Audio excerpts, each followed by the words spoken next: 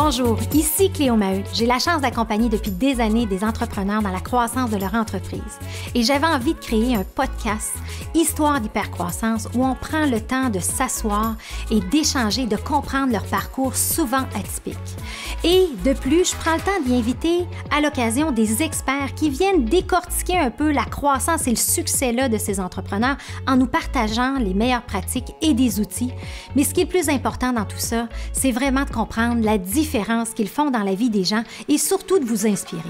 Dans cet épisode, j'ai le bonheur de recevoir Antoine Gagné qui est à la tête de J7 Media. Antoine est un homme extraordinaire qui m'a vraiment influencé par son podcast Hypercroissance à créer ce podcast-là, Histoire d'hypercroissance.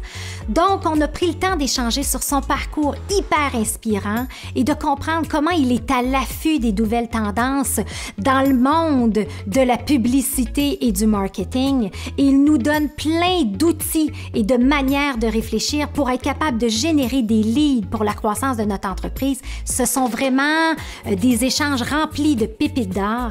Alors sur ce, je vous souhaite une bonne écoute.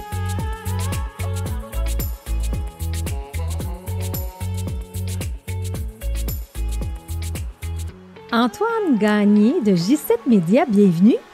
Cléo, merci énormément. Je suis très heureux d'être dans un podcast aujourd'hui, mais en présentiel. C'est rare que ça m'arrive. Très heureux d'être avec toi aujourd'hui. Puis toi, tu es dans la magie du podcast. Écoute, c'est la première fois qu'on se rencontre, mais on se connaît par notre réseau de contacts. Ouais. On a plein de personnes interposées. Et moi, où j'ai eu un coup de cœur pour toi, c'est pour ton podcast Hypercroissance. OK? Lorsque j'ai voulu partir un podcast, j'ai regardé les podcasts et il y en avait un qui s'appelait Hypercroissance. Je dis, oh, c'est qui ça? C'est qui ça? J'ai commencé à les écouter. J'ai adoré. Je suis tombée en amour avec la façon dont tu interviews. T'as une belle allocution. C'est franc la façon dont tu parles. Donc, très heureuse aujourd'hui d'être dans l'autre chaise et de pouvoir te poser les questions parce que je pense que tu as une bonne connaissance de ça. Alors, bienvenue. Merci. Et merci de prendre le temps d'être en présence avec nous dans le studio. Antoine, je commence toujours les podcasts parce que moi, je suis intéressée. Tu m'as dit ton âge. Tu as 29 ans, mais quand je regarde le parcours que tu as, la vision stratégique, la tête que tu as, moi, ça me fascine. Fait que c'est pour ça que j'ai créé Histoire d'hypercroissance, pour faire un peu comme toi. Puis on n'a pas, comme on s'est dit avant le podcast, on n'a pas de gêne. On est tous là pour partager les meilleures pratiques, aider les entrepreneurs. Mais là, je veux connaître l'histoire d'Antoine, l'entrepreneur. D'où tu viens? C'est quoi ton parcours? C'est une bonne question, Cléo. C'est une question c'est assez intéressant parce que, comme tu l'as dit, souvent je suis dans ta chaise, donc j'interviewe et j'écoute les réponses que les gens que je vais avoir sur le podcast vont me donner. Ben, pour donner un petit peu de contexte, donc oui, mon nom est Antoine Gagné.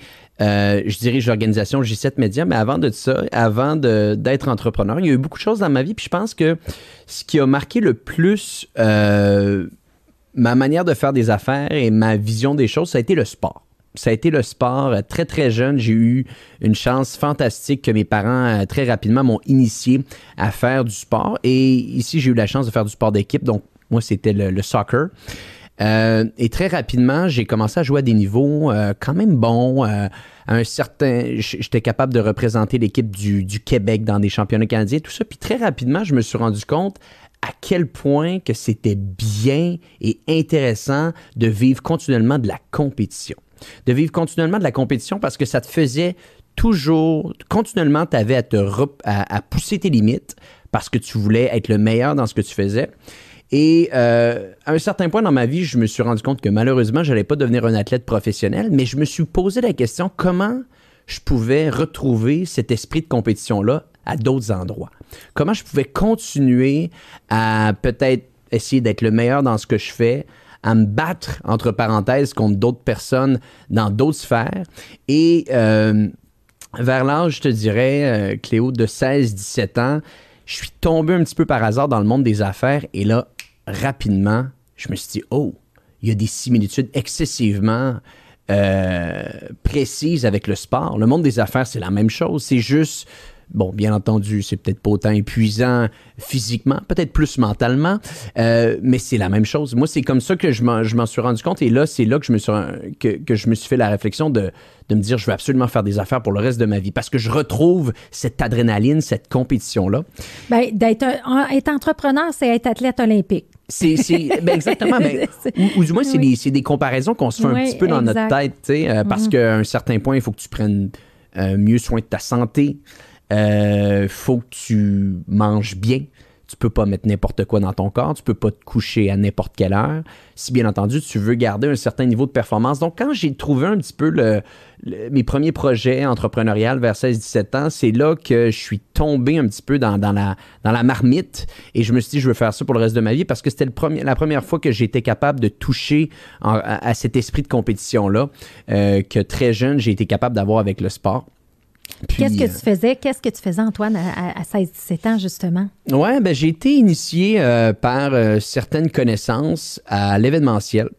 Donc, vers 16-17 ans, c'était vers la fin de mes études secondaires, le début de mon cégep. J'ai eu la chance d'être initié au secteur événementiel dans des bars, dans des discothèques. Donc, là, mais là, tu n'as pas 18, là. Mais là, j'ai pas 18. Mais hein, on dirait que certaines personnes se ferment un peu les yeux ou posent pas trop de questions. On va dire ça comme ça. Et bon, quand tu as 17 ans, on dirait que c'est un petit peu la tendance de dire est-ce qu'on peut rentrer dans les discothèques, dans les bars et tout ça. Et j'ai eu la chance très rapidement de faire des rencontres avec des propriétaires d'établissements qui, eux, voulaient attirer une clientèle un petit peu plus jeune. On va dire, eux espéraient que ce soit une clientèle de 18 ans et plus. Sensiblement, ça l'était, mais bon. Et j'ai commencé à faire des événements dans 2 établissements de la ville de Québec. Je suis quelqu'un de Québec à la base. Et j'avais des événements que je faisais le jeudi soir et un autre événement que je faisais le samedi soir. Et j'ai fait ça pendant à peu près 2 ans de temps. Et mon rôle, là, spécifiquement, Cléo, était le suivant. J'avais le mandat d'amener des gens dans l'établissement. Et bon, par la suite, ces gens-là allaient consommer. Le bar allait faire des recettes avec tout ça. Donc ça, c'était mon mandat. Et ce qui était intéressant, c'est que, bon, on remonte, c'est 2012... non, excuse-moi, c'est 2011 à peu près, 2011-2012 que je fais ces événements-là. Et pour amener les gens, qu'est-ce que j'utilise? J'utilise les médias sociaux. Donc, à ce moment-là, c'était un petit peu le début, l'avènement de Facebook. Instagram venait tout juste d'être lancé. Et j'organisais des événements dans les bars. J'utilisais les médias sociaux pour créer un certain bruit autour de ces événements-là. Et tranquillement, il y avait des gens qui venaient à mes événements. Puis bon, j'ai 17 ans, 17, bientôt je vais avoir 18, et je discute et je me fais une expérience avec des propriétaires de bars.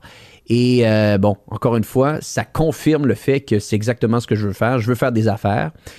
Et le temps passe, les mois passent. Au début, c'est drôle, au début, c'est plaisant, mais à un certain point, c'est épuisant. Et moi, je suis pas tellement quelqu'un qui aime beaucoup sortir. Là, je suis assez casanier. Et là, à un certain point, à un moment donné, je me dis, bon, comment je peux utiliser les connaissances que je suis en train de me faire en utilisant les médias sociaux pour amener des gens à des événements? Comment je peux utiliser ces connaissances-là pour en faire bénéficier à une clientèle distincte et peut-être faire encore plus d'argent ici? Bon, je commence un peu à penser à ma carrière. À ce moment-là, je suis pas un grand amoureux de l'école. Je termine même pas mon cégep à ce moment-là. Et je me pose des questions. Puis, à un moment donné, je pense qu'on est à la fin 2000, on est au coin 2012, et je pars en voyage avec des amis à Cuba. Et c'est assez intéressant, même assez fascinant, je te dirais, parce que quand je suis arrivé à Cuba, je suis allé là pour une semaine avec mes amis, prendre un petit peu de soleil. Puis un soir, à l'hôtel, je rencontre mon plus gros compétiteur de l'époque. Donc, bon, compétiteur dans le type d'industrie qu'on était, donc c'est pas la grosse compétition, mais tout de même. Et lui aussi fait des événements dans les bars. Et on commence à discuter, puis bon, on se connaît un petit peu. Et on discute de certains projets, puis il me dit, ouais, je suis en train de penser à peut-être utiliser Facebook pour aller aider d'autres entreprises. Puis on boit quelques verres, puis il dit, ah, ça pourrait être intéressant, ça pourrait être intéressant. Puis moi, je suis peut-être un petit peu vers la fin de mon amour avec les événements pour les bars. Bref, on se retrouve, il y a une certaine cohésion qui se fait entre lui et moi. Son nom est Christopher. Et quand je reviens à Québec après le voyage, on se dit, hey, rencontrons-nous, poussons la discussion, poussons la réflexion plus loin même. Puis on se dit, les deux, on connaît les médias sociaux. Allons voir des commerces, allons voir des restaurants et on va leur proposer d'aller gérer leurs médias sociaux. On a une certaine expérience. Là, on a été capable de faire bouger les gens pour qu'ils viennent à nos événements. Pourquoi on ne serait pas capable d'aider ces entreprises-là, de leur dire, on va utiliser les médias sociaux et on va amener des clients à votre établissement. Et ça se fait à Cuba avec mon compétiteur. Bref, je ne m'attendais pas à ça avec ce voyage-là. Je pensais plus faire la fête avec les amis. On l'a fait un peu tout de même, là. Mais bon, je reviens à Québec et à ce moment-là, je prends la décision, j'arrête l'école, je l'explique un petit peu à mes parents, jamais nécessairement la chose la plus facile pour eux à entendre, mais bon, ils l'acceptent. Et je commence à aller voir tous les restaurants de la rue la plus passante de la ville de Québec qui s'appelle la rue Saint-Jean, une des rues les plus passantes à ce moment-là.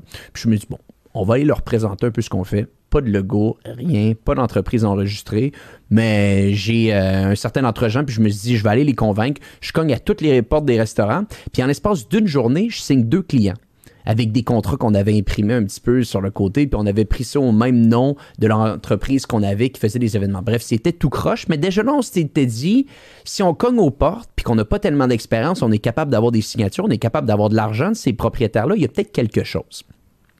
On signe les contrats, on commence le travail, on n'est pas tellement bon dans ce qu'on fait parce qu'on se rend compte que c'est différent de ce qu'on fait habituellement avec nos événements.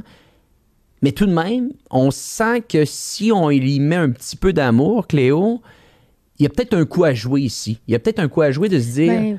Puis surtout, j'imagine aussi, il y a comme 10 ans, c'était très avant-gardiste. On était au balbutiement, comme tu dis. Exactement. Fait que là, c'était comme un peu avant-gardiste, pas nécessairement structuré, pas connu comme aujourd'hui, tout cet environnement-là.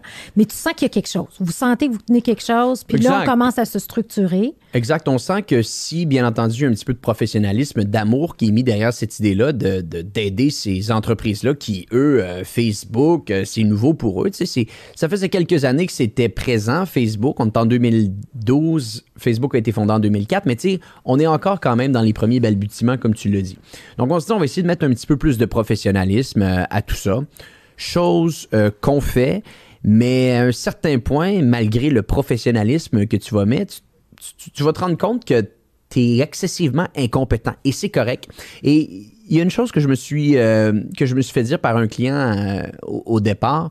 Il m'avait dit, puis ça m'a marqué toute ma vie, puis je le répète à tous les gens qui se lancent, il dit ton plus grand avantage aujourd'hui, c'est ton inexpérience. Oui. Ton plus grand avantage aujourd'hui, c'est ton inexpérience. Et bien entendu, quand il dit ça, sur le moment, tu t'en rends pas compte. Tu comprends pas ce que ça veut dire. Mais avec du recul, tu te rends compte à quel point que ton inexpérience t'a aidé à pouvoir bâtir cette entreprise-là. Parce que si tu savais ce qui allait se dérouler, tu l'aurais jamais fait. Exact. Si tu avais eu l'expérience de comprendre tout ce qui allait se dérouler, tu l'aurais jamais fait. Mais vu que tu avais cette inexpérience-là, t'as foncé, tête baissée, puis par la suite, t'as contré les obstacles. Là. Puis il y a une certaine, en fait, inexpérience et innocence. Exactement, une naïveté.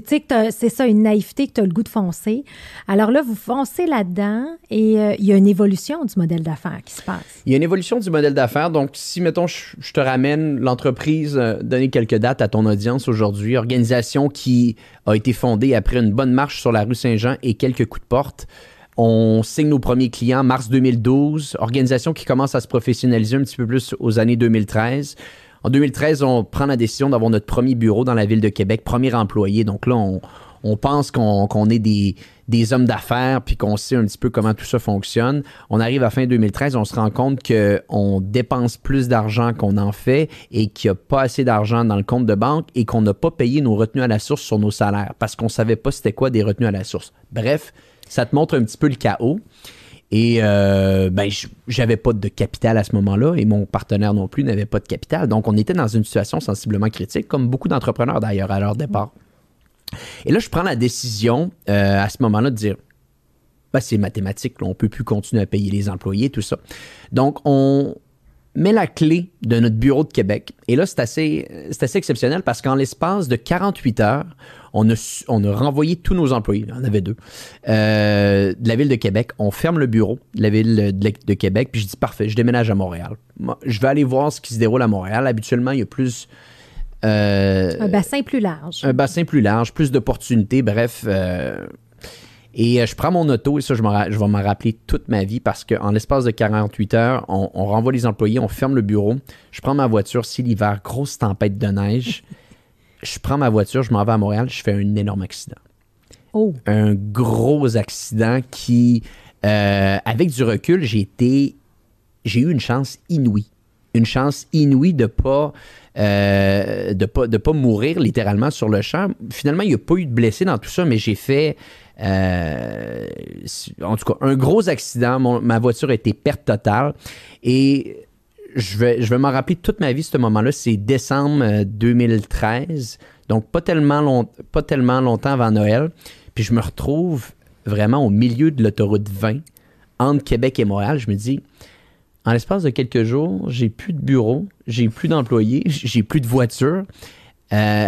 OK. C'est quoi le message? C'est wake-up call, là. Oui. Est-ce qu'il te manque des connaissances? Est-ce qu'il te manque de l'information? Est-ce que tu es en train de faire une belle connerie, d'essayer de faire des affaires quand tu n'as même pas terminé l'école, tout ça? Et là, tu as plein de questionnements, plein de réflexions à ce moment-là qui te passent par la tête. Puis finalement, je me fais transporter à Montréal par le remorqueur. Et là, j'arrive et je me dis, bon, là, tu peux pas être plus bas. Qu'est-ce que tu apprends de tout ça? Et qu'est-ce que tu apprends de tout ça? Comment tu peux essayer de te professionnaliser dans tout ça? Et c'est là que, au lieu de uniquement foncer sans réfléchir, je me suis dit, bon, je l'ai assez fait là, pendant 2 ans. On va essayer de changer tout ça. On va essayer de réfléchir avant de foncer cette fois-ci. Puis là, tranquillement, je me suis fait la tête sur des états financiers, les chiffres, les retenues à la source. Bon, je veux dire, la fondation. C'est ça, l'éducation par rapport au monde des affaires pour peut-être relancer quelque chose. Exact. Parce que le monde des affaires, c'est pas juste essayer de signer des clients, il faut essayer de structurer une entreprise aussi. Oui.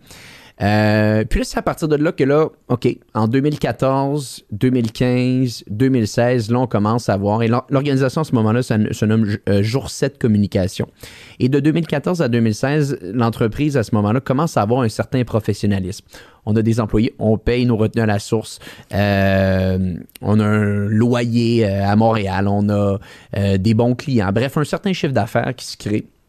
Et à ce moment-là, ce qu'on fait, c'est de la gestion de médias sociaux. Donc, on crée du contenu pour des restaurants sur les médias sociaux. On fait ça de 2014 à 2016. On atteint à peu près peut-être 1,5 million de chiffre d'affaires. Donc, une entreprise qui est correcte. Et là, on arrive à peu près à 2016. Et tu sais, on le sait, hein, les médias sociaux, là, ça va vite. Ça évolue. Ce qui se déroulait, ce qui fonctionnait en 2020 ne fonctionne plus nécessairement en 2022. Et la réalité, elle était la même à l'époque, là, entre parenthèses, c'est-à-dire ce qui fonctionnait en 2013-2014 n'était pas nécessairement ce qui fonctionnait en 2016. Et là, on voyait que la manière que l'entreprise était construite, il y avait une certaine date de péremption à tout ça et que si on ne changeait pas certains aspects dans notre développement, ultimement, on allait simplement devenir pas tellement intéressant là, pour le client, pas tellement intéressant pour l'employé non plus. Et à ce moment-là, j'ai un partenaire en 2016 et lui et moi, on se rend compte là, que, bien entendu, il y a certaines difficultés à cette entreprise-là. Et pour ajuster le tout, on se rend compte qu'on n'a pas la même vision. Et c'est à ce moment-là, à l'été 2016, je pense bien, que je rachète mon associé. Ça a été une période assez complexe. Pour les gens qui écoutent le podcast aujourd'hui, là, racheter un associé, je suis sûr et certain que certains de tes auditeurs l'ont vécu. C'est pas aussi facile qu'on le pense. Là. C'est très émotif, puis c'est vivre un deuil, puis c'est vraiment quelque chose qui n'est pas évident. Mais finalement, est-ce que ça s'est bien passé? Est-ce que... Ça s'est bien passé. On a été capable de trouver un terrain d'entente, mais c'est jamais exactement comme c'était supposé se dérouler. Mais tout de même, ça s'est fait. Ça s'est bien fait. Christopher a eu ce qu'il devait avoir au niveau de son argent. Moi, j'ai repris l'entreprise. Donc, ça a été ça la décision que j'ai prise. J'ai dit je reprenais l'entreprise et lui s'en allait. Et là, je me suis dit, bon, parfait, je me retrouve avec une entreprise. Avant, j'avais 50% des problèmes à gérer. Maintenant, j'ai 100% des problèmes à gérer. Donc, il faut que je comprenne tout ça. Ça prend tout le temps une certaine période de temps. Mais bon, je me mets à jour, je comprends un petit peu ce qu'on doit faire et je dois surtout me dire qu'est-ce qu'on fait maintenant avec ça. Là. Oui. Qu'est-ce qu'on fait maintenant avec ça parce que c'est pas, ça va pas durer longtemps. Là. Ça va pas durer longtemps si on bouge pas la direction. Et là, je me dis, parfait, OK, on va revoir tout ça. Et on a analysé concrètement ce qu'on avait devant nous. Et je dis on, c'est surtout moi, là, mais... Et je me rendais compte qu'on avait un studio créatif qui était fonctionnel, qui était bon. On avait des bons créateurs chez nous. Mais on avait le contenu, mais on n'avait pas la distribution. Et si on regarde ça là, dans un contexte plus macro, il était là le gros enjeu qu'on avait à l'époque, c'est on était capable de créer du contenu, mais malheureusement, on ne possédait pas une bonne distribution pour faire en sorte que notre contenu rejoigne un maximum de gens. Donc, c'est comme avoir le contenu, mais pas avoir le média. À un certain point, c'est un souci. Ce qui se déroule, par contre, quand tu lances l'entreprise en 2011, 2012, 2013, la distribution sur les médias sociaux de manière organique se faisait naturellement. Tu n'avais pas nécessairement besoin de payer pour aller rejoindre les consommateurs, chose qui était rendue fausse en 2016. Donc, je me suis dit, parfait, on contrôle le contenu. Comment peut-on maintenant contrôler la distribution? Et c'est là que je pars dans l'analyse de me dire on doit bâtir un département de stratégie média. Et qui dit stratégie média dit également que au même moment, je rachète l'entreprise. Je me dis pourquoi pas peut-être revoir également l'identité, d'autant plus qu'on voulait rentrer et percer le marché anglophone. Et jouer cette communication dans le marché anglophone, ça donne mal à la tête et ça fonctionne pas tellement bien. Donc, on ajuste un peu le tir et on change l'organisation de Jour 7 Communication à J7 Média. Ce qui faisait plus de sens avec la vision qu'on est en train de prendre en tant qu'organisation, de se dire on n'est plus uniquement une organisation qui crée du contenu et qui espère le distribuer. On a une organisation, pardonnez-moi, qui crée le contenu et qui est capable de le distribuer. Donc, l'entreprise change de nom. 2017, on passe de Jour 7 Communication à J7 Média. Et là, tranquillement, Cléo, c'est là que ça commence. Là, c'est là vraiment que... Est-ce que toi, là, ton déclic de ton côté, Antoine, là, ouais. c'est... Tu sais, parce que c'est le fun, parce que tu nous expliques un peu les différentes phases dans lesquelles tu évolues. Mais as-tu toujours gardé confiance dans le processus pour finalement arriver sur ton X? Tu comprends-tu? Ouais, comment ouais. tu l'as vécu d'un point de vue plus jeune entrepreneur? Y a-tu des moments de découragement? Y a-tu des gros défis? Y a-tu des... Ah, c'est sûr. C'est sûr qu'il y en a eu. Puis je pense que je connais pas un entrepreneur qui en a pas eu. Puis habituellement, c'est la meilleure chose. C'est les déclics qui se font là. C'est les déclics, puis c'est la meilleure chose d'avoir ces difficultés-là. C'est la seule manière de pouvoir te bâtir une personnalité, un mental à toute épreuve, parce que tu vas en avoir des défis constamment. Juste la période de rachat d'actionnaires, ça a été excessivement compliqué.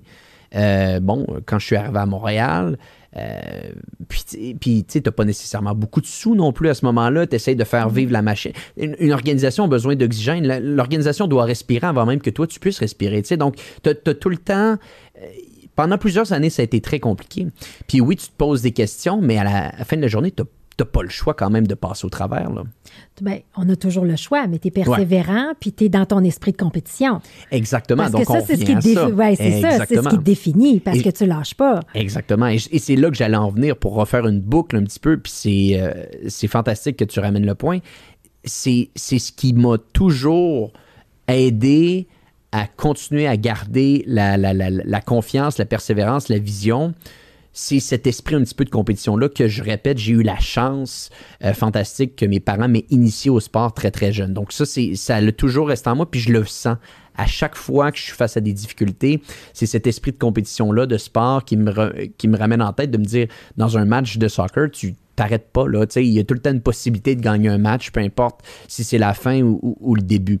Donc ça m'a grandement aidé. Puis aussi très rapidement, quand tu vois ces problématiques-là, à un moment donné, tu te rends compte que, une problématique, ça a une connotation qui est négative. Hein? Ça a une connotation qui est négative. Le mot problème, là, ça a une connotation qui est négative. Puis à un moment donné, je me suis juste dit, je vais enlever le mot problème de mon vocabulaire et je vais le transformer par le mot enjeu. Ça paraît anodin. Mais un enjeu, automatiquement, on dirait que tu pars... En mode solution. En mode solution, exact. Puis c'est égal. Là. La partie commence, c'est 0-0. Problème, on dirait que tu perds déjà 1 ou 2-0. T'sais? Donc, j'ai enlevé ça de mon vocabulaire, puis j'ai amené ça également dans mon organisation, qu'on n'utilise jamais le terme problème, on utilise le terme enjeu, défi.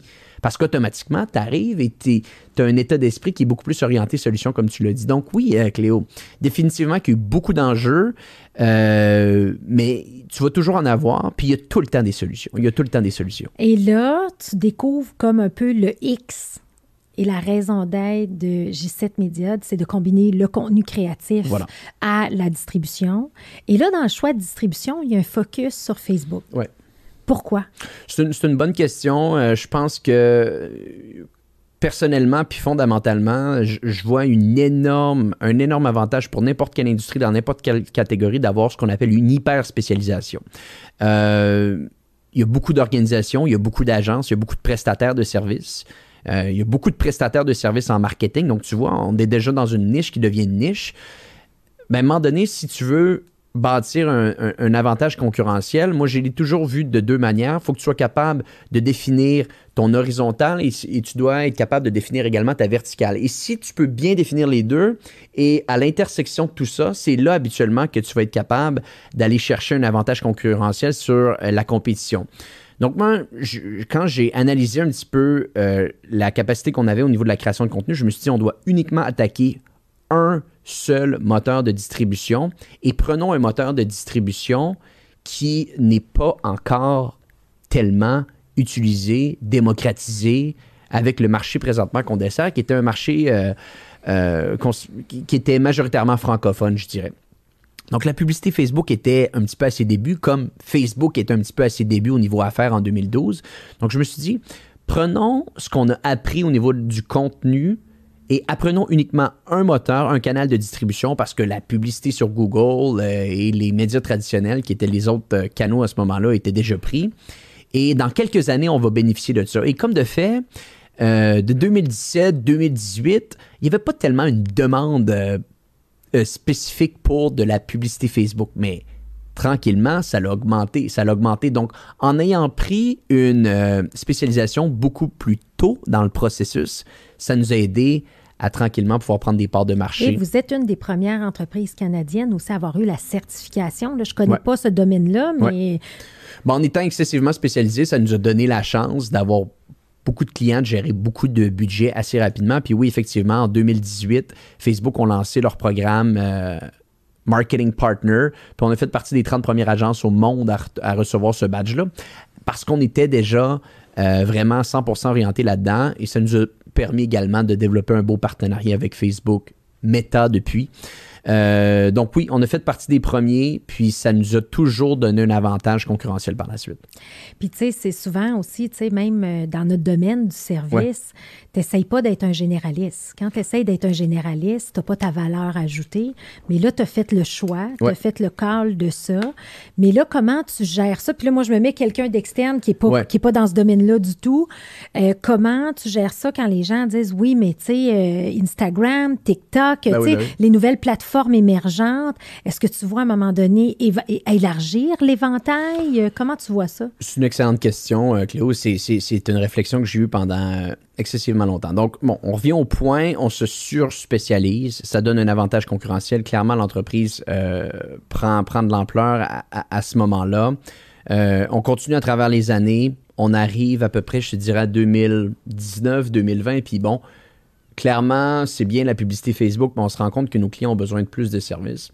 Et là, c'est là qu'à ce moment-là, on lance un département de email marketing dans notre entreprise, mais on ne le dit pas. On le dit pas. On le fait un petit peu en service sous-marin. C'est-à-dire qu'on fait beaucoup d'argent avec nos clients existants là-dessus, mais on n'utilise pas le email marketing pour marketer notre entreprise. Un autre point qu'on fait, c'est qu'on lance en 2021 un studio vidéo pour faire énormément de vidéos avec nos clients parce que déjà à la base, on faisait du contenu avec des designers, mais on n'avait pas encore de studio vidéo. On n'avait pas de vidéastes. On a lancé le studio vidéo en 2021, mais on ne le dit pas. On le fait uniquement pour nos clients existants, encore une fois, un petit peu avec la technique de sous-marin. Et là, tu le dis, il y a d'autres canaux, il y a d'autres demandes, les clients ont d'autres demandes. Et là, la demande qui revenait le plus souvent, c'était la publicité Google. Puis là, je me suis rendu compte que si je voulais être bon en publicité Google, ben j'étais 15 ans en retard au party. Là. Le party avait commencé il y a 15 ans de ça, puis il était trop tard pour essayer de demander à mon équipe d'apprendre le tout. Donc, j'ai ouvert les yeux, on est parti faire un petit peu de magasinage. Au final, on a fait l'acquisition d'une agence de publicité Google. Une acquisition un petit peu spéciale. On était supposé acheter l'entreprise au complet au départ. Finalement, dans les négociations, on s'est rendu compte qu'il y avait une ouverture du vendeur à uniquement vendre un de ses départements et non vendre l'entité au complet. Et j'ai adoré ça parce que c'était un achat d'actifs au lieu de faire un achat d'actions ici. Donc, il y a plusieurs avantages pour ça. On a acheté son département Google qu'on a intégré à notre organisation, mais encore une fois, on ne le dit pas. Donc là, on se retrouve, on a notre studio créatif, on a notre département de stratégie en publicité Facebook, on a un département emailing, on a un département Google Ads, on a un studio vidéo. Et là, on se pose des questions. Ou plutôt, je me pose des questions de me dire, est-ce que c'est J7 Media, ça? Et si je commence à dire à tout le monde qu'on fait tout, est-ce qu'on ne perd pas un petit peu notre surspécialisation? Est-ce que tous les soucis, parce qu'il faut le dire, là, Facebook a eu beaucoup de soucis dans les dernières années, pas mal certain que vous avez vu des articles dans les journaux qui sont sortis à ce niveau-là. Il y a eu également des changements dans l'écosystème publicitaire. Est-ce que c'est le temps de changer la vision et la mission de J7? Et moi, j'avais appris un terme en marketing dans le passé qui m'a totalement fasciné et que je trouve tellement vrai. Le remplacement, c'est bien meilleur que l'amélioration. Okay? T'es bien mieux de remplacer quelque chose que d'essayer de changer ou d'améliorer quelque chose parce que ça va prendre juste trop de temps. Et si je l'amène dans J7 Media, changer la vision et la structure et le positionnement de J7 va être beaucoup plus compliqué que uniquement de lancer une nouvelle entité. Et là, c'est là que je me pose la question, je me dis, OK, on va faire les choses différemment. Au lieu de changer les services de J7, on va simplement créer une autre entité. Donc, on garde J7, 100% une entreprise de publicité Facebook et tous les autres services que j'ai mentionnés un petit peu préalablement, on les intègre dans une autre entité. Une autre entité qui a vu le jour il y a quelques mois de ça officiellement et il y a peut-être à peu près 8 mois de ça officieusement avec le volet administratif qui s'appelle Pure Commerce. Donc, Pure Commerce est une entreprise 100%, est une agence de publicité 100% pour les boutiques en ligne. Parce que je te parlais un petit peu plus tôt, Cléo, de l'horizontale et la verticale. L'horizontale, c'est ton offre de service, ou plutôt ton service, et la verticale, c'est le client que tu desserres. Et le client qu'on dessert à 85-90% du temps dans notre organisation est la boutique en ligne. Donc, tous les autres services qu'on est allé greffer à notre organisation principale étaient continuellement orientés autour de la demande persistante de ces boutiques en ligne-là. Donc, on s'est dit, gardons J7 Media, positionnement 100% publicité Facebook et créons une autre entité qui, elle, va être 100% boutique en ligne avec tous les services qu'une boutique en ligne a besoin. L'administration est gérée par les mêmes personnes. C'est deux Inc., mais je suis actionnaire des deux entités, ça ne change absolument rien. Mais dans un positionnement, le remplacement est beaucoup meilleur, selon moi, que l'amélioration. Et comme ça, tu gardes un positionnement qui est clair dans les deux côtés et à travers le temps, un peut nourrir l'autre. Donc, c'est comme ça que je réponds un petit peu à ta question de dire, est-ce qu'il y a d'autres services que tes clients ont besoin? On a eu cette réflexion-là, puis c'est comme ça qu'on s'y est pris. OK. Fait que ça, c'est le fun. Fait que tu es toujours en mode évolutif du modèle d'affaires pour t'adapter et tout. Et là, pour démystifier, fait que je trouve ça, bravo. Puis, tu sais, moi, en étant coach en hypercroissance, il ne faut jamais se dénaturer.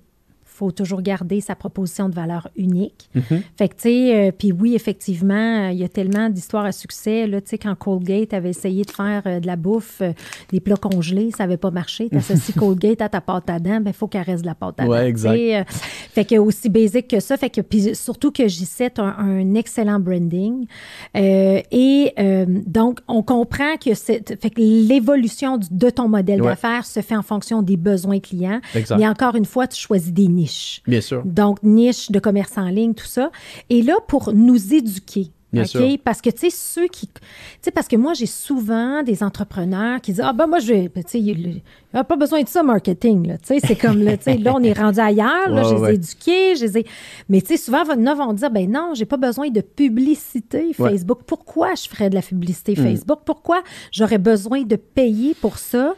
Alors que je vois des entreprises d'Amotech, mon conjoint, comme tu as interviewé, investit énormément dans son marketing et va aller chercher avant de faire ces investissements-là, un show qui allait aux États-Unis, je lui générais 250 leads. Bien, aujourd'hui, ces investissements marketing vont lui permettre de générer 600 leads par mois. Ça naît de l'hypercroissance. Ben oui. Puis toi, c'est exactement ce dans quoi tu te spécialises. Tu as tes propres piliers d'hypercroissance, mais d'un point de vue modèle d'affaires et notoriété. Fait que éduque-nous de ta vision comme ça de l'hypercroissance, mais d'un point de vue marketing ciblé. Oui, je pense que si on veut essayer de rendre ça excessivement simple pour l'audience aujourd'hui, la publicité, c'est uniquement de mettre de l'huile sur le feu. Hein? C'est de l'amplification d'un message déjà existant. Et ça, c'est la plus grosse erreur que je vois pour la majeure partie des entreprises, c'est qu'on le voit à l'envers. On veut faire de la publicité avant d'avoir construit un message qui est fort. Tu sais.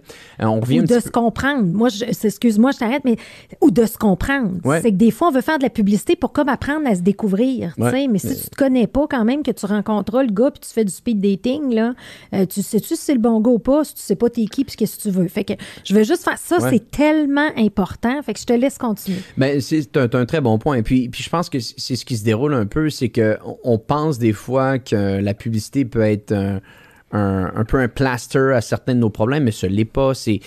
La publicité, c'est la dernière chose qu'on doit faire dans un plan marketing, dans un plan de communication. La chose la plus importante, c'est de définir un message, définir une approche, définir une offre, penser à son mécanisme de commercialisation et à la fin de tout ça, amplifier le message, amplifier le mécanisme de commercialisation avec de la publicité. OK? Donc, la question maintenant de se dire, c'est quoi la pub? Comment que ça peut nous aider? Bien, à un certain point, n'importe quelle entreprise va atteindre un niveau où est-ce que sa clientèle, son recrutement, des fois des entreprises qui font de la publicité pour aller chercher du recrutement, t'atteins un plateau. T'atteins un plateau que tu n'es pas capable d'aller chercher une masse critique de plus. T'atteins peut-être même un plateau au niveau d'une de tes offres de service et tu veux aller essayer de développer une autre offre de service. Et quand tu atteins ce plateau-là, ben, comment tu passes à travers ce plateau-là? Ben, tu essaies d'aller augmenter le nombre de personnes qui vont te connaître et la meilleure manière de le faire, c'est de la publicité si bien entendu tu as un bon message. L'avantage maintenant de cette publicité-là au niveau numérique est la capacité de la modifier et de l'éditer en temps réel. Moi, j'ai la chance d'être dans le volet publicitaire depuis mon tout jeune âge parce que mon père a travaillé 17 ans chez Cossette, qui est une des plus grosses firmes de marketing au Canada. Ma sœur, qui travaille maintenant avec moi, a travaillé à peu près 10 ans chez Cossette. Donc, des soupers de famille, là, de la publicité, on en parlait beaucoup. Et mon père me disait toujours, ben nous, quand on faisait des campagnes d'imprimés dans le temps, fallait se reviser parce que quand on finissait l'imprimer, puis s'il y avait une petite erreur, ben fallait tout réimprimer la campagne de A à Z, puis ça coûtait très cher. Nous, il y a une petite erreur sur la publicité Facebook, on la ferme puis on la relance le lendemain. OK? Donc ça, c'est l'image que je pense ton audience aujourd'hui doit être capable de comprendre. C'est de se dire, si j'ai un message qui est excessivement fort, qui mérite d'être entendu, et la plupart des entrepreneurs à succès ont un message qui est fort, surtout les entreprises qui veulent faire de l'hypercroissance, mais si vous avez atteint un plateau, que vous n'arrivez pas à aller chercher cette nouvelle masse critique-là, pour faire en sorte que l'entreprise ait un petit peu plus d'oxygène, c'est là que c'est le temps de penser à la publicité. Encore une fois, si le message est bien défini. Et l'avantage de cette publicité numérique-là, c'est qu'on peut la lancer et on peut l'arrêter. Et on peut la lancer et on peut l'arrêter continuellement. Ce qui nous donne la possibilité en tant qu'entreprise de, au lieu de penser à des années et des mois, à des messages qui pourraient peut-être fonctionner, on peut en lancer un, le tester, s'il ne marche pas, on le stoppe et on retourne à la planche à dessin. Ça, c'est un avantage qui est incroyable, que des marketeurs, des gens qui faisaient de la publicité auparavant n'avaient pas cette chance-là. Tu crées un message et t'espérais qu'il fonctionne. Ton catalogue pour l'année là, que tu envoies, qui est imprimé, c'est pas pour les terminé. Là. Donc, et comparativement, mettons, aujourd'hui, donc toi, mettons, Cléo, tu as un message que tu voudrais tester, que tu penses qu'il est fort, on le teste, et au lieu de penser s'il est bon ou pas, on va laisser tes clients te le dire s'il est bon ou pas, en voyant s'ils cliquent ou ils achètent ton produit derrière. C'est fantastique. Tu sais, as de l'information en temps réel et tu peux le faire à petit budget. Tu peux dire, bon, on va tester un 200-300$ sur cette approche-là. OK, qu'est-ce qu'on apprend? Ça n'a pas tellement marché, mais il y a eu un petit peu plus de clics sur cet angle-là. Parfait, on va prendre cet angle-là, on va retourner au tableau à dessin, puis on va se dire comment on peut l'améliorer. OK, on l'améliore comme ça, on leur lance un autre 200-300$. Oh, ça marche un petit peu plus. Et cette phase d'itération continuelle donne la possibilité à des entreprises de pouvoir aller beaucoup plus vite dans leur commercialisation. Parce que c'est ça la distinction entre la publicité qu'on peut faire en ligne et la publicité à l'époque. Donc, si on a un message qui est fort, la force de la publicité Facebook, dans le cas ici, c'est de pouvoir tester rapidement et d'apprendre, et d'itérer. Et t'apprends en temps réel avec tes clients. Et là, et puis ça revient, et tu sais, moi, quand j'enseigne ou quand je commence mes conférences, je vais toujours dire, il y a 3 goulots à l'hypercroissance qui nous empêchent de croître. Le premier, c'est le développement du leadership. Donc, les gens du passé, souvent, c'est pas eux qui vont te servir dans ton transformation de ton modèle d'affaires ou ton évolution. Le deuxième, c'est les infrastructures technologiques, physiques. Mais le troisième, c'est le marketing. trop souvent, les organisations, puis je ne sais pas si tu vois la même chose, mais ils travaillent tellement à l'interne. Puis souvent, ils travaillent très fort. Puis je regarde souvent dans la pandémie, là, les 24 derniers mois, a transformé des modèles d'affaires. On est carrément... Il y a beaucoup d'entreprises qui n'avaient même pas de e-commerce, qui aujourd'hui font du commerce en ligne. Et cette transformation-là du modèle, on dirait que le réflexe d'aller venir amplifier, j'aime ton mot, amplifier le message, n'est pas là, où on manque de connaissances peut-être. Et nomme-moi des histoires à succès, parce que tu as eu la chance, je pense que vous mettez plus de 2 millions de pubs Facebook, vous gérez ça, plus de 2 millions par mois, fait que tu en as vu une puis une autre. Oui. Ben oui, c'est clairement, puis je pense que tu as raison, la pandémie a ouvert un petit peu les yeux à certaines personnes sur le marketing en ligne et toutes choses. Étude de cas, histoire à succès, ben un des clients qu'on adore particulièrement dans notre organisation chez J7, c'est pour le nommer, ça me dérange pas de le nommer, c'est la course à obstacles Mud Girl. C'est une histoire qui est tellement fantastique parce que notre côté, on adore ce client-là.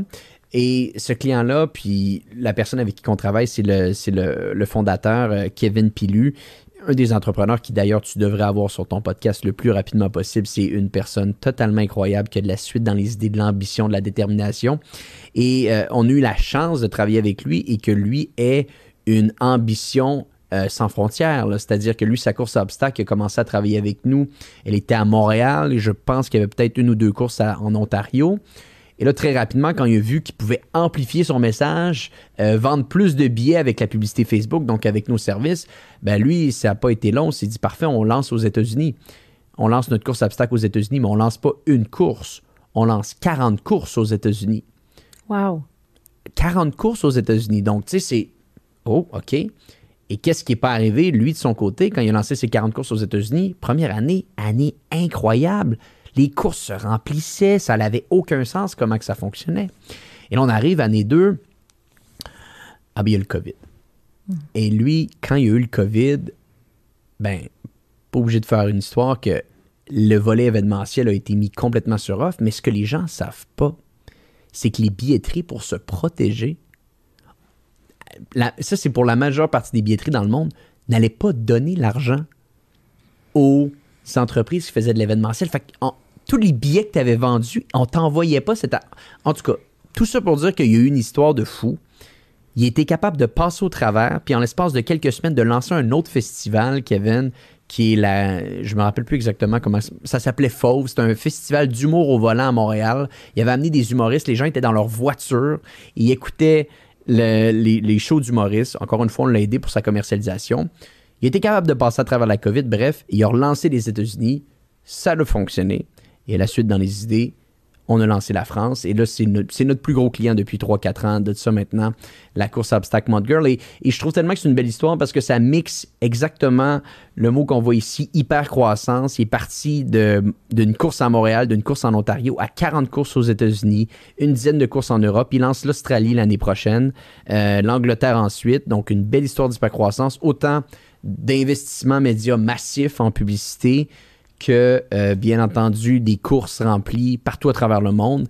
Ça va toujours être le client qui me marque le plus l'esprit, définitivement. Puis tout ça géré de Montréal, avec ton équipe, Exactement. Ben oui. Fait qu'il y a le potentiel aussi, c'est ça, c'est le fameux potentiel de l'international dans ce contexte-là. Exporter ses idées. Exact. Avec uniquement un moteur publicitaire qui peut te permettre de cibler n'importe qui, n'importe où dans le monde. C'est ça la force du marketing numérique. En plus de tout ce concept d'itération-là continuelle, on peut lancer, Cléo, aujourd'hui, une publicité pour toi qui va cibler les gens en Australie, et on est capable de faire des ventes à l'international jour 1. C'est ça la beauté de tout ça, tu sais, comparativement à si on se remonte il y a 30-40 ans, auparavant, si on veut faire une course à obstacles en Europe et qu'on vit à Montréal, bonne chance, là. Bonne chance, tu sais. Il faut engager une firme sur place qui va faire de l'imprimé. Bon, le jeu est différent. Maintenant, ça peut aller vite. Mais encore là, probablement que Kevin a toujours eu un concept et un message très clair. Ah ben oui. Tu sais, ça revient beaucoup à la clarté de vision aussi. La clarté de vision. Le marketing, et ça, c'est une autre croyance que les gens ont. On pense que des fois, un bon marketing peut compenser un mauvais produit. Il faut arrêter, là. Le marketing va uniquement fonctionner si vous avez un bon produit, un bon message, une offre spécifique, bref, quelque chose qui vous distingue. Et si ça, c'est le cas, là, l'investissement publicitaire va venir amplifier tout ça. Mais la publicité ne va pas faire en sorte que vous allez devenir une bonne entreprise si vous en êtes une mauvaise. Oui. Mais ce que j'aime aussi, puis où moi je vais faire la corrélation avec ce que je fais dans mon environnement, c'est quand tu dis le message qui vous distingue, si je prends Antoine, qu'est-ce qui te distingue? T'es né dans Potion Magique, OK, de thinking de publicité, avec ton père, là, c'est ça qu'on comprend, ton père, ta sœur et tout ça. T'as commencé l'événementiel, mais toujours avec Facebook quand tu étais jeune. Donc, tu as pris certains moments de réflexion à travers des obstacles que tu as vécu, des grands défis, des grands enjeux. Et là, tu as compris, tu as dit, regarde, moi, ce qui me distingue, c'est cette connaissance-là et je vais le mettre de l'avant, de ne pas essayer de t'étendre. Moi, j'ai toujours la théorie du jaune d'œuf, blanc d'œuf. C'est quoi ton jaune d'œuf? Sur quoi tu te concentres? Puis quand je parle en stratégie, je dis, OK, ton blanc d'œuf, ton jaune d'œuf, c'est Facebook. Après ça, il peut y avoir du blanc d'œuf. Bien, le blanc d'œuf, on va en faire un autre business pour en faire un jaune d'œuf. Mais y en a-tu des entreprises qui font des omelettes, tu sais? Et quand tu fais l'omelette, c'est que tu es un petit peu moyen dans tout, puis tu n'as pas rien qui te distingue. Mais j'invite les gens, puis dis-moi si ça fait du sens pour toi, de réfléchir à leur ADN, de regarder les parcours qu'on est en train d'exprimer ici à travers Histoire d'hypercroissance, à travers ton podcast à toi, c'est de comprendre l'espèce de trend, la tendance de ta vie, de ce qui te passionne, de ce qui t'allume, de rester sur ce X-là, mais de décider de le faire extrêmement bien, puis de dire, je vais être le meilleur au monde, je vais être le meilleur au Canada. Ah, définitivement. Puis, c'est tellement vrai ce que tu dis. Il y a une... l'avantage de la spécialisation, les avantages sont incroyables si tu te prêtes au jeu pour vrai pendant un certain temps. Oui. Pendant un certain temps, j'adore l'analogie, tu dis le jaune d'œuf, le blanc d'œuf, je te parlais tout à l'heure, la verticale, la horizontale. Bon, on a tous des termes pour dire qu'à la fin de la journée, là, c'est quoi qui te distingue, puis c'est quoi l'offre spécifiquement qui te distingue en tant qu'entreprise et c'est qui peut en bénéficier. Et essaie d'avoir un segment cible. Et quand tu peux avoir ça en tête, ben, tu vas te rendre compte qu'à chaque fois que tu parles à ces gens, de un, quand tu vas comprendre ça, tu vas te rendre compte que ton message devient beaucoup plus clair. Et quand ton message devient beaucoup plus clair, ben, automatiquement, les gens avec qui tu veux travailler vont comprendre ce message-là. Et là, c'est là que tu as continuellement un avantage concurrentiel parce que quand tu arrives sur un appel d'offres ou pour essayer d'avoir un client, ben le client va toujours te choisir toi parce que tu réponds exactement à son besoin en temps réel. Et là, tu gagnes. Et là, tu gagnes, et là, tu gagnes, et là, tu gagnes. Et j'avais interviewé sur notre podcast Louis Tétu, qui est fondateur de Coveo et fondateur également de Taleo. Je pense que c'est le seul entrepreneur au Québec qui a été capable de créer 2 unicorn companies. Donc, en gros, il a créé 2 entreprises qui ont plus de 1 milliard de valorisation boursière. C'est pour dire. Et il avait dit une chose qui avait complètement marqué mon esprit. La chose la plus dispendieuse quand on est en affaires, c'est de terminer deuxième. Ça, c'est ce qui est le plus cher. Ça coûte le plus cher parce que à chaque fois que vous terminez deuxième, souvent, vous avez mis énormément d'efforts pour arriver premier. Et des efforts, ça coûte cher, mais vous terminez avec rien. Et la seule personne qui gagne dans un contexte comme ça, c'est la première parce que c'est elle que le client. Vous devez vous poser la question, comment vous pouvez continuellement être numéro 1 et gagner. Et plus souvent qu'autrement, la seule manière de s'y prendre, c'est d'être excessivement spécialisé sur une demande particulière de votre client. Et quand vous avez ça en tête, vous vous rendez compte que là, c'est vrai. C'est comme ça qu'on commence à gagner. Et je pense que c'est ça que peut-être ton audience doit se dire un peu aujourd'hui, c'est de se dire comment qu'on peut être simple, un message qui va résonner avec notre clientèle cible. Puis quand tout ça est mis en place, là, vous irez mettre de la publicité. Exact. C'est drôle parce qu'on a reçu Guillaume Bazinet sur le podcast qui est à la tête d'FX Innovation et son mentor, c'est Louis Tétu. Et lui avait dit, tu veux-tu être dans le business des pacemakers? Tu vas-tu mettre un pacemaker qui ne marche pas? Tu sais, il faut que tu sois... Tu sais, j'aimais l'image de dire, tu sais, Cannes, on devrait tous avoir une business de pacemaker dans le sens où ce que je fais devrait... Et moi, la question que je pose toujours, inspirée de Jim Collins, c'est dans quoi je peux être le meilleur au monde? Exact. Tu peux pas être le meilleur au monde dans 5 affaires. Un athlète olympique ne fait pas 18 disciplines, il en fait une, mais il en fait une extrêmement bien. Exact. Fait que c'est un peu ça le message qu'on lance aujourd'hui. T'sais. Exact. Puis par la suite, peut-être que vous allez pouvoir grossir ça, mais commencez avec un message, performer là-dedans, puis ultimement, ben, peut-être on peut grandir. Exact. Ah, merci de nous éduquer parce que je pense que ça, c'est important. Puis moi, je retiens la publicité Facebook, elle est là quand le message est clair pour amplifier ce message-là.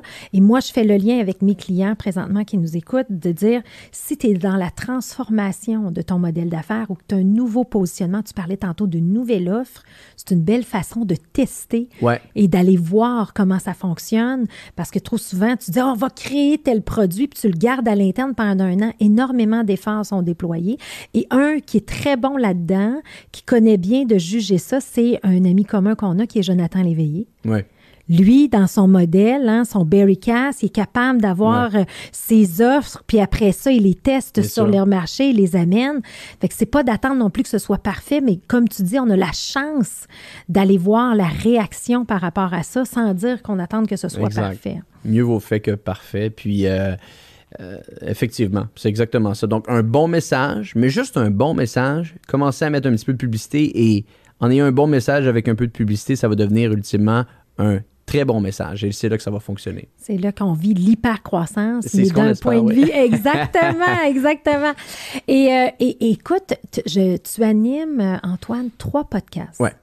J'aimerais, et tu connais cet univers-là. Moi, tu m'as beaucoup inspirée. Je me rappelle toutes mes plates-bandes, je les écoutais avec toi. Là, je jouais dans mes fleurs, puis j'écoutais Antoine. J'ai adoré ça.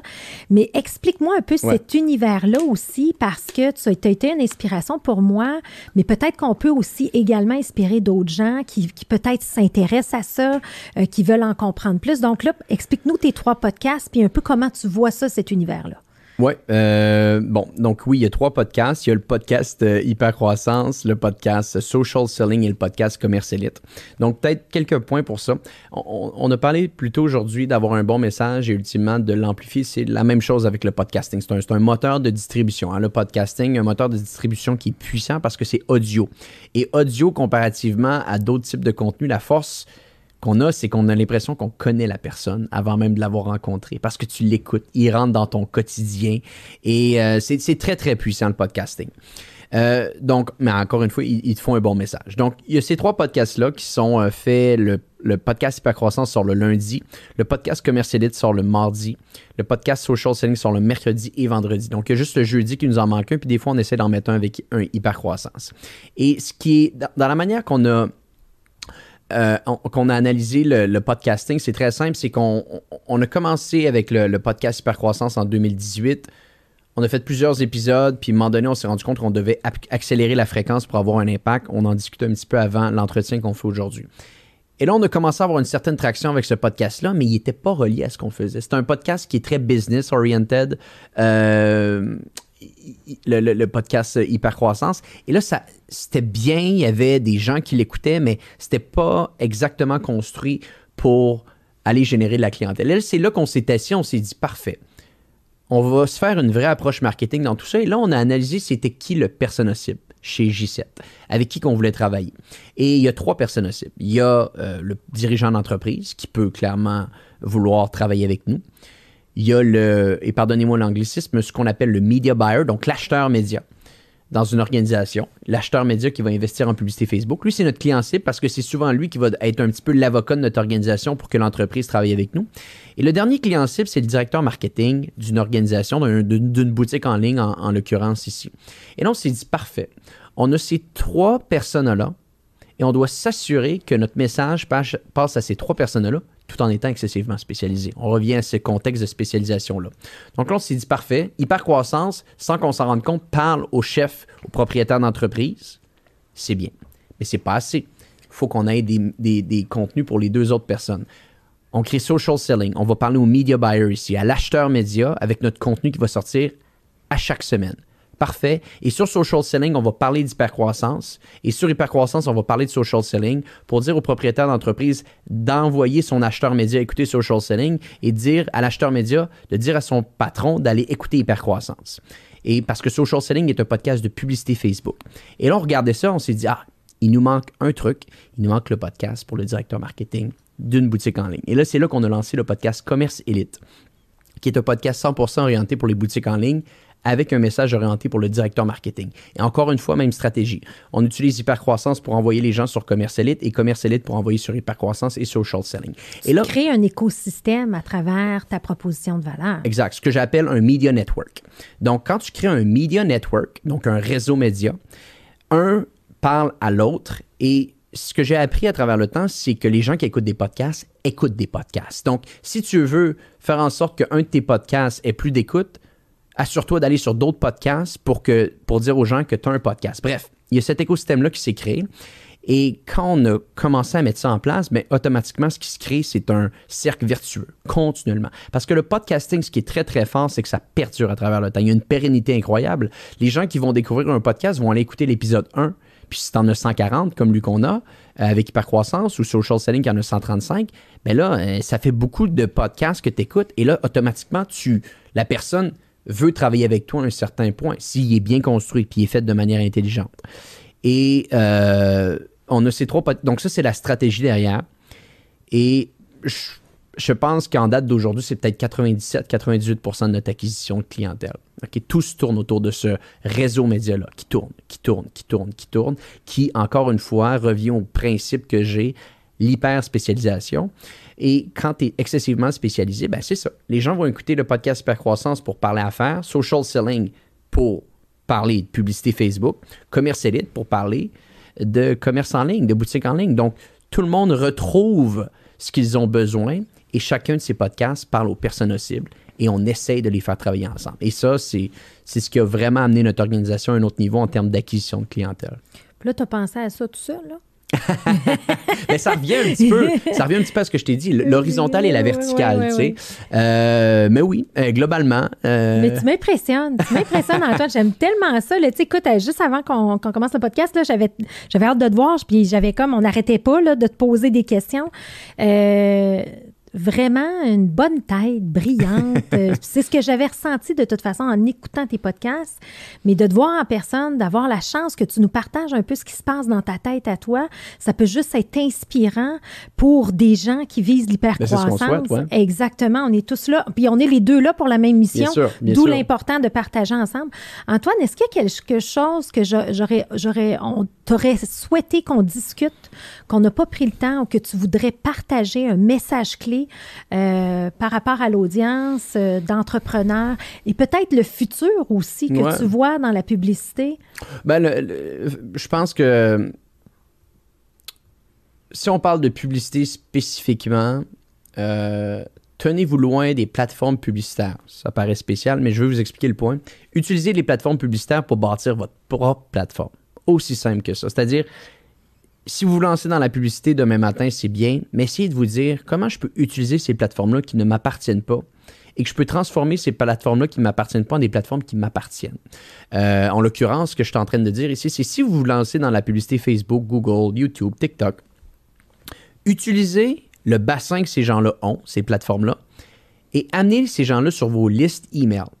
Parce que dans la dernière année, en publicité, on a vécu un des plus gros changements d'algorithme qu'il y a eu dans les 10-15 dernières années avec Apple a intégré des petits pop-ups sur notre téléphone là, nous disant est-ce que vous voulez être tracé ou pas quand vous sortez de Facebook, de TikTok, etc. Bref, ils ont changé l'écosystème numérique. Ça l'a cassé la majeure partie des annonceurs. Ça l'a brisé des entreprises. Pourquoi? Parce qu'ils avaient bâti leur modèle d'affaires uniquement sur la publicité, mais ils n'avaient pas transformé les gens sur ces plateformes-là en des clientèles qui, eux, pouvaient par la suite aller discuter avec eux par email. Parce que votre liste email, ça va vous appartenir toute votre vie. Facebook, son algorithme va changer, tout comme TikTok, tout comme Google. Donc, utilisez les plateformes publicitaires, mais comprenez que ces plateformes publicitaires-là, vous devez transformer ces gens qui sont sur ces plateformes en un média qui vous appartient. Et ça va vous faire passer à travers les crises qu'on a eues dans la dernière année. Donc ça serait peut-être le point au niveau publicitaire, un petit peu plus macro, peut-être pour des dirigeants d'entreprise qui écoutent aujourd'hui. Un point à discuter avec toi, je pense que c'est important de le mentionner. On a des podcasts qui sont similaires, mais je tiens à le mentionner. C'est beau parce qu'on parle d'un sujet qui nous passionne, le monde des affaires. On en parle de manière différente. Et j'étais tellement content de venir sur ton podcast aujourd'hui puis de montrer que on a des noms différents, mais on s'apprécie, puis on veut qu'il y ait plus de monde qui écoute ton podcast. Et espérons peut-être qu'il y a des gens qui écoutent l'entretien aujourd'hui qui vont venir écouter le podcast Hypercroissance. Donc ça, je pense que c'est important à mentionner, puis c'est bon que les gens l'écoutent. Ben, il faut pas avoir peur de ça. Ben non, dans le fond, c'est ça. Puis tout le monde, combien de fois, moi, au début, les gens disaient « C'est-tu J7? Non, c'est histoire d'hypercroissance. » Mais je voulais pas sortir du mot hypercroissance. Mais quand on regarde ça, on a deux modèles tellement complémentaires. Bien sûr. Moi, je vais travailler à clarifier l'ADN, le message des organisations qui apprennent à se connaître. Mais j'ai aucune expertise là-dedans, mais la vraie croissance et l'amplification va passer par le marketing, qui est le troisième goulot à l'hypercroissance. Puis toi, tu es un expert là-dedans. Alors, ça peut pas être mieux que ça. Ah, c'est un bon complément. C'est un bon complément. Alors, je te remercie sincèrement, Antoine, d'avoir pris le temps de te déplacer aujourd'hui, d'avoir été aussi généreux dans tes conseils. J'aime ça avoir des experts sur le podcast qui sont capables d'éduquer parce qu'on a besoin de ça, on a besoin de comprendre. Alors, je te remercie sincèrement. Ça fait un plaisir, Cléo. Merci beaucoup d'avoir posé toutes ces belles questions. OK. À bientôt.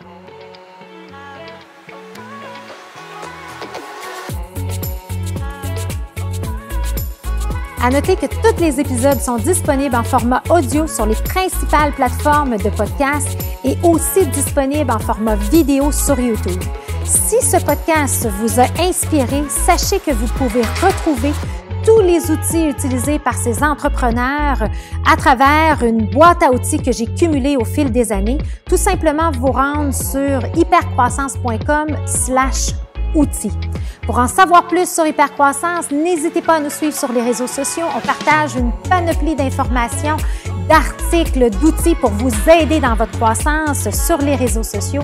Et si ce podcast vous a plu, je vous invite à le partager avec quelqu'un à qui ça pourrait être utile.